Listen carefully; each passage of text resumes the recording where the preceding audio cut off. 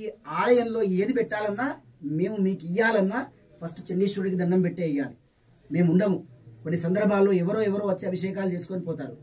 వాస్తవంగా ఏంటంటే పురోహితులు లేనటువంటి పూజ వ్యర్థం, మహాపాపం. అది అంటే మా కోసం అని చెప్తలే, వాస్తవమైన విషయం. అది చేయకూడదు. ఏం చేయాలి అంటే అనుమతి కావాలి. అందుకే చిటికల చండీశ్వరుడు అంటారు. మేము ఏదైనా నైవేద్యం పెట్టి మీకు ఇయ్యాలన్నా ఫస్ట్ ఆయనకు దండం పెట్టి మేము మీకు ఇయ్యాలి. ఇస్తేనే ఆ ఫలం కలుగుతుంది భావన. ఇంకోటి ఏంది అంటే నంది శివలింగం దూరం ఉన్నప్పుడు కూడా మధ్యలోంచి నడవరాదు. భార్యాభర్తల మధ్య నుంచి కూడా నడవరాదు. పాపమంతా కూడా పుణ్యమంతా కూడా పోయి పాప పరిహారం అవుతుంది. అందుకే నంది లింగం మధ్య నుంచి దూరంగా ఉండాలి. ఇది లింగోద్భవ కాలము. ఇప్పటి వరకు కూడా మనం స్వామి యొక్క లింగోద్భవ కాలంలో విష్ణువు గొప్పవాడై నాంతటి వాడవై పూజలు అందుకుంటావని చెప్పి ఆయన వరం ఇచ్చాడు. అందుకే దశావతారాలు ఎత్తి శివుడితో పాటుగా శివస్య హృదయం రామ అనేటువంటి ఆలోచనతో చేయడం జరిగింది. ఇది లింగోద్భవ కాలం. నమ పార్వతీపతి హర హర మహాదేవ.